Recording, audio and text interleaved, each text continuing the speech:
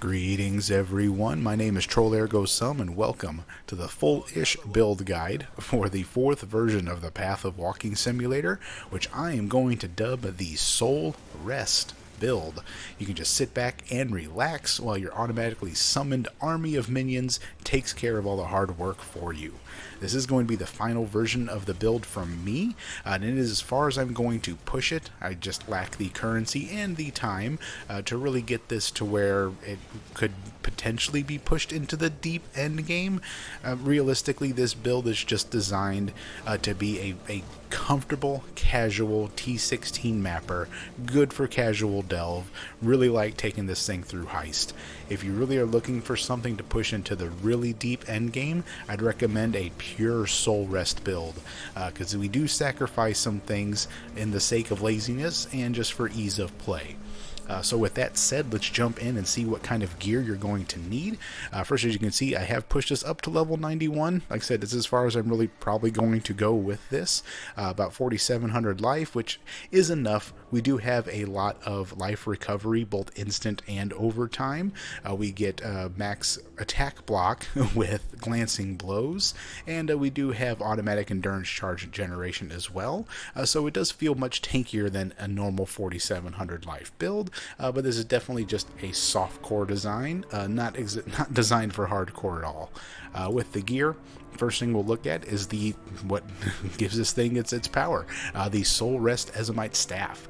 So the trigger level 20 summon phantasm skill when you consume a corpse is the heart and soul of this build. We automatically generate corpses and we automatically consume them, so we just continuously are summoning new phantasms. The minions deal additional physical damage is very powerful for a build with this many minions, and also since we are always consuming corpses, we are always going to have that 5% of life per second regeneration active. One important thing to note about this staff is you do not need to have all the sockets linked. You just need the 6 sockets on it, which just makes it even cheaper for this build. You don't have to rely on a 6 link in this slot. The next required piece we're going to look at, the Corpse Walker boots. So what we have here is that level 20 Corpse Walk, when equipped, will automatically spawn corpses behind us as we walk. We also get a little bit of more life regen out of these boots as well. After that, we're going to go with the Storm Secret Topaz Ring. So this serves 2 purposes. First, we are able to trigger Herald of Thunder by only shocking an enemy, instead of actually having to kill a shocked enemy. And what the Herald of Thunder does for us is it also will damage us, allowing us to drive a couple cast when damage taken setups. But we do run Elemental Equilibrium, and this will make sure that we are constantly triggering that on enemies, reducing both their fire and their cold resistance. After that, we'll go to the Triad Grips. We are using a 3 green and 1 red setup on this, and we'll see that whenever we get to the gem descriptions. But this just takes our minions and converts their physical damage into elemental damage, or chaos if you were to go with white sockets. But since we are going completely away from lightning damage, this is why we are using the Elemental Equilibrium with Herald of Thunder. Now the semi-required piece of gear, so the Devouring Diadem fits great into this build, but I would say that this would be the last piece you would slot in, and only use this if you are getting enough life and enough resistances out of your other pieces of gear. You definitely want to have that first before you swap over to that. What we get out of the Devouring Diadem plus 1 of Socketed Gems is great, but the Socketed Gems have reduced reservation, lets us run Hatred on all the time haste and Herald of Thunder all at the same time. So that takes our 125% reservation from those 3 and kicks it down to 100. So we will reserve all of the mana. Then by getting Eldritch Battery, that moves our energy shield over to our mana, so we spend energy shield instead of mana when we are triggering or casting anything. With a Feast of Flesh is also very good. So what Feast of Flesh does is every 5 seconds it will consume up to 10 corpses, and for every corpse consumed you get, I think it's 400 life and 400 energy shield and 200 mana. I may have those numbers mixed around a little bit, but I know it's 400 life. So since we always have corpses around, every 5 seconds we're basically getting an instant 4,000 HP heal. Another good thing is if you can pick this up with dexterity on it, this build needs a lot of dex to level the green gems we are using, so anywhere you can get dex is going to be good. After that, everything else is just rares with life and resistances. One thing I did go to target was a frostbite on hit ring, which does help the damage, and since we are always hitting with the Herald of Thunder shooting around all over the place, we are triggering that on lots of things. Going to the skill gems now. In the Soul Rest staff, we are running Controlled Destruction, LMP. I find that we have so many phantasms that GMP is overkill, so with lesser multiple projectiles, we don't have such a severe penalty to the less projectile damage. We then run also Summon Phantasms support socked into the staff.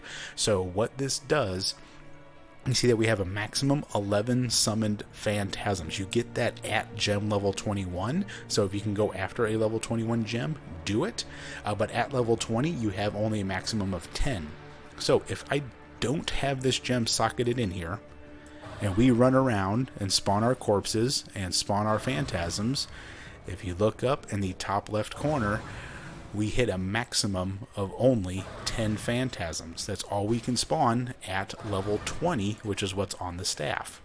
But when we actually socket this in here, that 10 combines with the 11, which allows us to spawn all the way up to a maximum of 21 phantasms. So that gem is basically at level 20 is a 100% more multiplier to the damage for our phantasm, so it's a must-have. Then obviously minion damage support. We're also running LE Focus and faster projectiles. So the faster projectiles is it greatly increases the area of effectiveness for the phantasms and is really good with clear. In the helm, already saw we're running Hatred and Haste, Vowel Haste, with the Vowel version gives us an extra little boost, so whenever you have a tanky rare or a boss, just to help mow them down. We have those linked to Generosity support, because we don't care about them, but getting 40% increased effect on those for the minions is great. And as said before, Herald of Thunder. Our other setup that we are running is a General's Cry. We have this linked to Dominating Blow. So whenever we do our General's Cry, we'll be casting, or be triggering Dominating Blow and getting some of those guys running around with us too. And I have those linked with Feeding Frenzy and Meat Shield and Multi-Strike just for some extra damage and extra buffs. And for good measure, I have thrown my Carrion Golem in there as well. You can see the buff for that Golem is more additional physical damage to all of our minions, so it synergizes very well. In the boots, I have Leap Slam to move around. I have found that I have liked that the best. We then have a cast when damage taken set up with Bone Offering and Convocation. So Convocation is just so if we take a big hit, or at least every once in a while, we are recalling all the minions to our location. Bone Offering we use because with the Necromancer Ascendancy, this applies to us as well. So this is where we get all of our block from, plus life on block, which is great for staying alive. This is what I think is my favorite setup. Cast when damage taken at level 14 and Bone Offering at 17 it gets you 100% uptime as long as you're in combat on your Bone Offering. Pushing this any higher would get you another 1 or 2% chance to block, but you run the risk of more downtime of it not being up, which is just not that great. Then in the gloves, this is the weirdest slot for me because we're not really getting a ton out of the gems in this. If I could find a good 4 green setup, I would rather go 4 green than 3 green and red, but what I'm running with and what I have, cast when damage taken, linked with Desecrate and Volatile Dead. So what this is doing is just giving us bonus corpses to play around with. an extra 3 corpses consumed to trigger all of our other various effects. And then with my run 1 leftover green socket, I put in a void manipulation support because I don't know what else to put here. But by dealing no elemental damage, it does stop the fire damage from our volatile dead, occasionally messing up our elemental equilibrium. That's it. Now, for the skill tree, which I believe is going to be next here.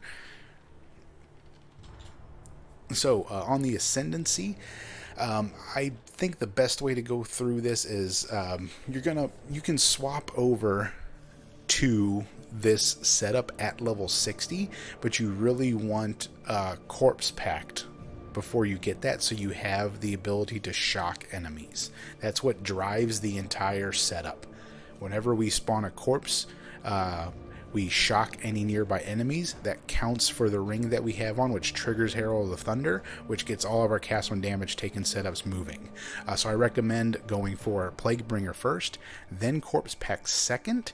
Then if your resistances are good, go for Mistress of Sacrifice third. If not, take Commander of Darkness first to help out with your resistances a bit.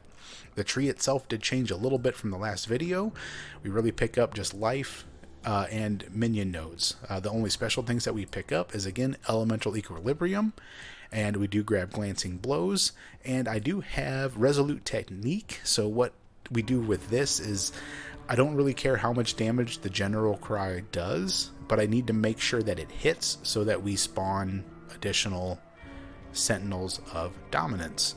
So by taking Resolute Technique, we have a much better chance of spawning those guys while we're just running around. The other keystone we have is Call to Arms, which makes War Cries instant. We're only using a single one, so I don't care if they share their cooldown, and that's it. We do pick up a little bit of Warcry help here with Escalation. So through this tree we get a little bit of Warcry cooldown recovery, but we also recover 10% of life when we use our Warcry, because just keep piling on more recovery on the build. For the Cluster Jewels, looking at Renewal is a great node to go for, because our minions are basically almost always on full life, so that nice 5% chance to deal double damage is almost always active. Feasting Fiends, the Leech, and this one is kind of whatever. This is a little bit of a cheaper node, but it's a node. Call to the Slaughter, this is a great one, because since our minions are always being created recently, they are getting these bonus attack and move speed. In terms of the medium clusters, Disciples is good, Cult Leader is good because we are affected by Herald. Again, another renewal there, and Blessed Rebirth synergizes great with the renewal, because minions created recently cannot be damaged. So that gives you 4 seconds guaranteed of your minions on full life.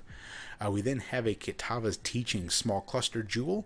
All this does is every second consume a nearby corpse to recover 5% of life and mana, and the 10% more damage taken if you haven't consumed a corpse recently never applies. We have always consumed a corpse recently. So the actual playstyle of the build, like you saw a little bit here, and you saw in the Walking Simulator video and in the little preview beforehand, all you do is just run around. General's Cry will spawn, which will do Dominating Blow and get you those guys going, and then the Phantasms automatically go. We do have Leap Slam for movement whenever you need it, and just another button for Val Haste for that extra little burst damage when you need it. But other than that, it's basically a 2-button build.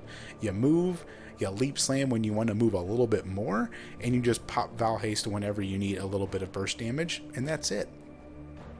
So, if you guys have any questions, drop a link. Oh, before I go, I do have just a little bit to say about leveling. I think that this has some great leveling if you want to use Summon Raging Spirits or Summon Skeletons. Those are both powerful leveling, and they do synergize very well with the nodes that we take. There are some great guides out there for how to level an SRS or a Skelly Necromancer. You can just plug in My Tree instead. And like I said, I would kill all bandits for the bandits, and then, like I said before, you can do a full swap into this at level 60. because I believe that is the level requirement of the staff is level 60, and I believe everything else is below that. So before you even beat Kitava in Act 10, you can start running around like this. But yeah, if you guys have any questions, drop a comment or check out the PoE that'll be linked in the description. But other than that, I look forward to seeing you guys in the Gauntlet tomorrow if anybody's going to be playing that.